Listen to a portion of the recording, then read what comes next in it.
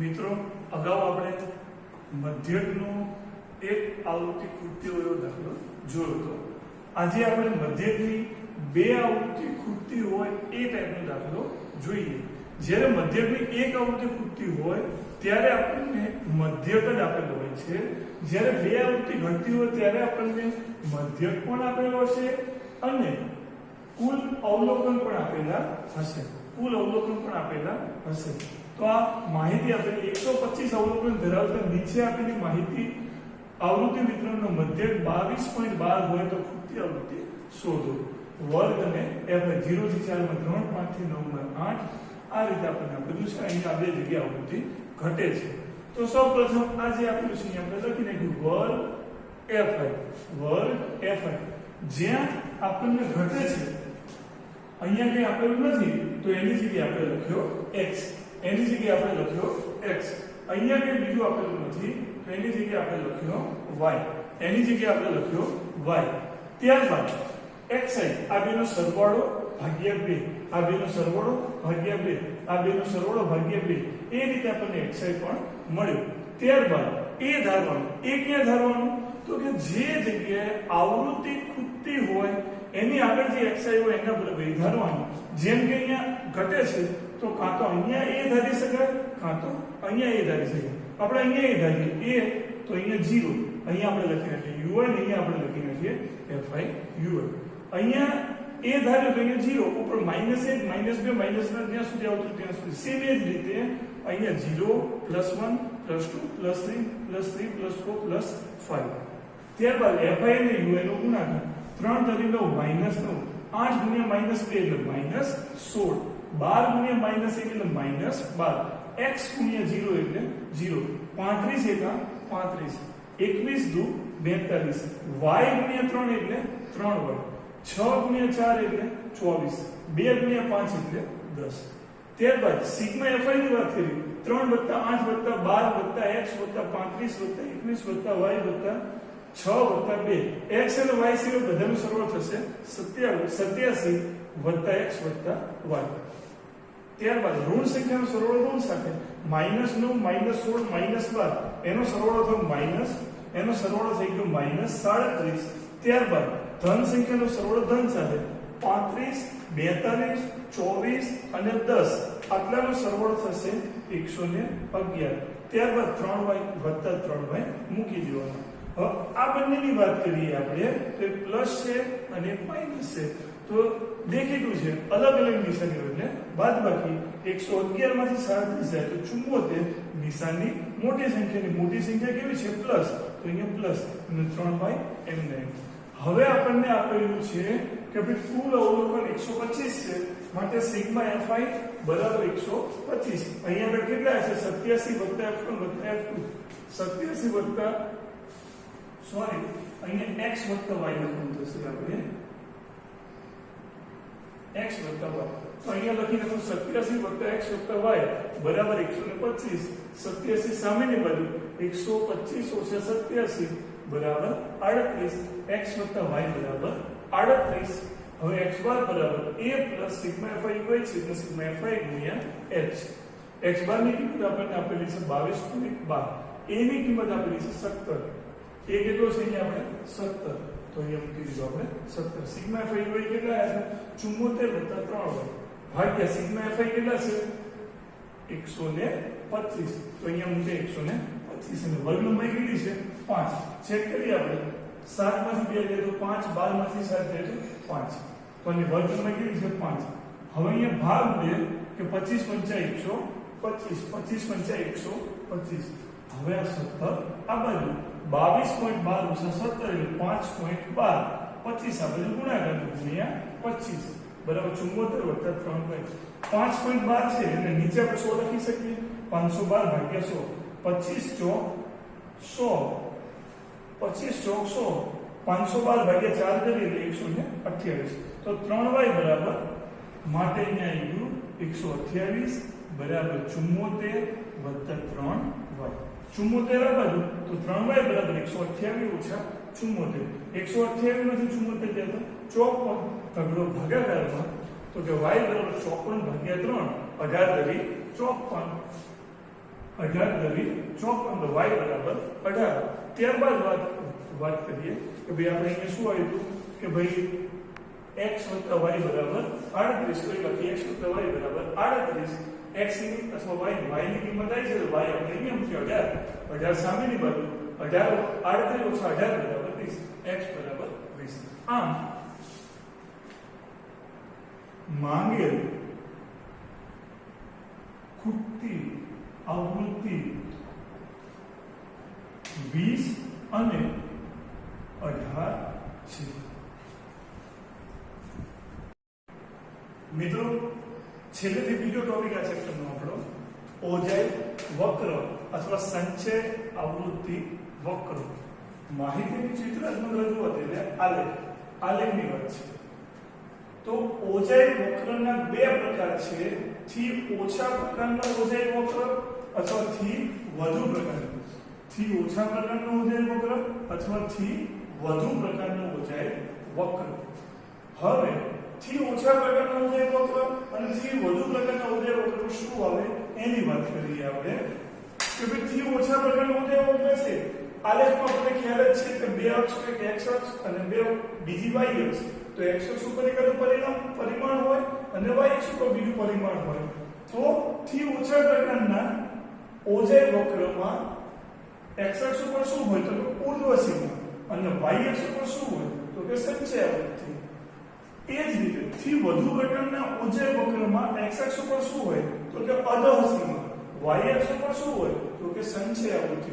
મિત્રો અત્યાર સુધીના દરેક એક્ઝામમાં આ ટાઈપનો એકાદો પ્રશ્ન પૂછાય છે એમસીક્યુમાં અથવા એક માર્કના પ્રશ્નમાં કે ભાઈ ઓજાઈ વક્રના કેટલા પ્રકાર છે, કયા કયા, કે ભાઈ થી ઓછા પ્રકારના ઓજાઈ વક્રમાં x અક્ષ ઉપર શું હોય, થી ઓછા પ્રકારના ઓજાઈ વક્રમાં y અક્ષ ઉપર શું હોય, અથવા થી વધુ પ્રકારના ઓજાઈ વક્રમાં x અક્ષ ઉપર શું હોય, થી વધુ પ્રકારના ઓજાઈ વક્રમાં y અક્ષ ઉપર શું હોય. આ રીતના પ્રશ્ન પૂછાય છે. બરાબર.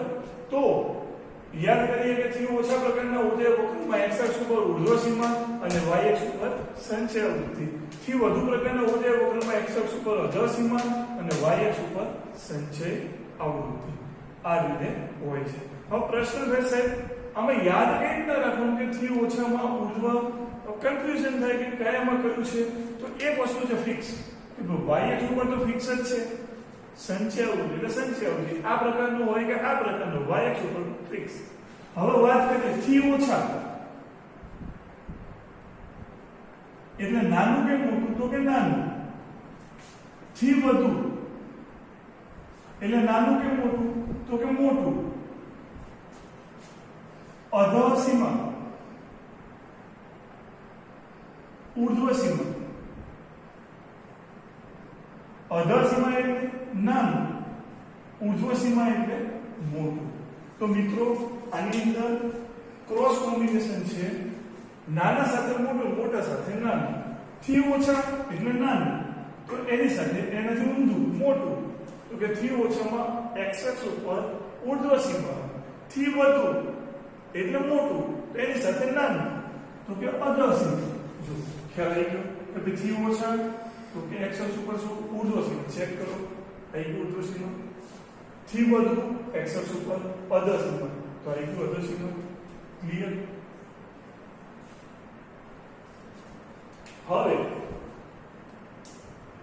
હવે આગળ વાત કરીએ આપણે તો કે થી ઓછા પ્રકારનું ઓજાઈ વક્ર કઈ રીતનું હશે.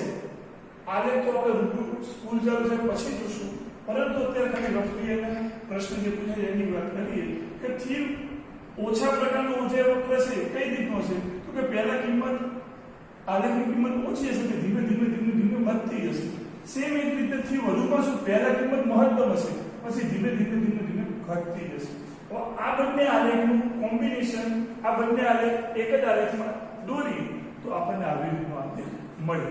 હવે આ બંને આલેખનું જે છેદ બિંદુ છે એ આપણને આ મળે છેદ બિંદુ. તો અહીંયા આપણે x અક્ષ ઉપર જોયું તો કે 4.5 જેવું લાગે છે આપણને અને y અક્ષ ઉપર જોયું તો કે 40 જેવું લાગે છે. તો આ જે બિંદુના x અને y એમ છે, આ x એમ એ આપણું મધ્યસ્થ થાય છે. આ જે xm છે એ આપણું શું થઈ ગયો મધ્યસ્થ અને ym છે હંમેશા n/2 દર્શાવે. શું દર્શાવે n/2. ફરીથી કોઈ પણ આલેખ આપેલું આપણને આપેલો ઓજે વક્ર એમાં જે છેદ બિંદુ હોય એનો xm એ આપણી માહિતીનો મધ્યસ્થ થયો અને ym એટલે n/2 અને n એટલે અવલોકનની સંખ્યા.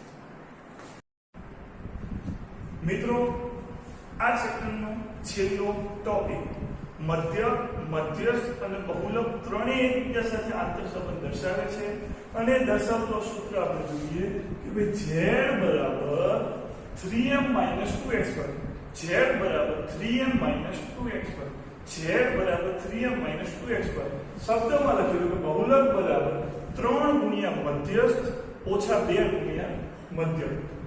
બહુલક બરાબર 3 ગુણ્યા મધ્યસ્થ ઓછા 2 ગુણ્યા મધ્યક આ રીતનું થાય. તો આના મદદથી એક એક માર્કનો પ્રશ્ન પૂછવાની શક્યતા છે. તો જોઈએ કે ભાઈ આમાં શું હોય તો કે 1 2 અને 3 આ ત્રણ માંથી આપણને બે કિંમતો આપેલી હોય ત્રીજી કિંમત આપણને શોધવાની છે. બસ આ જ વસ્તુ છે. બરાબર. તો એ પ્રકારના આપણે ત્રણ એક્ઝામ્પલ જોઈએ. આની અંદર બહુલક આપેલો નથી, મધ્યસ્થ આપેલો છે અને મધ્યક આપેલો છે. તો આપણે સૂત્ર મૂકીએ કે ભાઈ z બરાબર 3m - 2xy ત્રણ કૌંસમાં મધ્યકની કિંમત 10 મધ્યસ્થની બે કૌંસમાં 5 30 ઓછા 10 બરાબર 20 z બરાબર 20. તો આપણો જવાબ આવી ગયો z બરાબર 20. બહુલક આનો થાય 20. ત્યારબાદ આની વાત કરીએ. આમાં બહુલક આપેલો છે, મધ્યસ્થ આપેલો છે અને મધ્યક આપેલો નથી. તો સૂત્ર મૂકીએ આપણે z બરાબર 3m - 2x² z બરાબર કેટલા 50 બરાબર 3 m ની કિંમત કેટલી 15 ઓછા 2x². હવે 50 બરાબર 15 તરી 45 ઓછા 2x².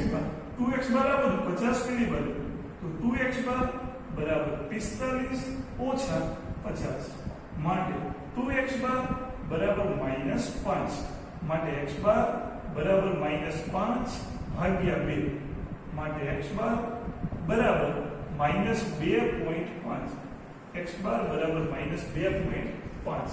એ જ રીતે આ એક્ઝામ્પલની વાત કરીએ z બરાબર 5 x બરાબર 4 તો m બરાબર ખાલી જગ્યા. તો આની અંદર પણ વાત કરીએ આપણે z બરાબર 3m - 2x² z બરાબર 5 3m ઓછા 2x ની કિંમત કેટલી 4 5 બરાબર 3m ઓછા 8 માટે 5 + 8 બરાબર 3m માટે 3m બરાબર 13 માટે m બરાબર 13/3 બરાબર 13/3 કેટલા થશે તો કે 4 તરી 12 4.33 આ આપણો જવાબ.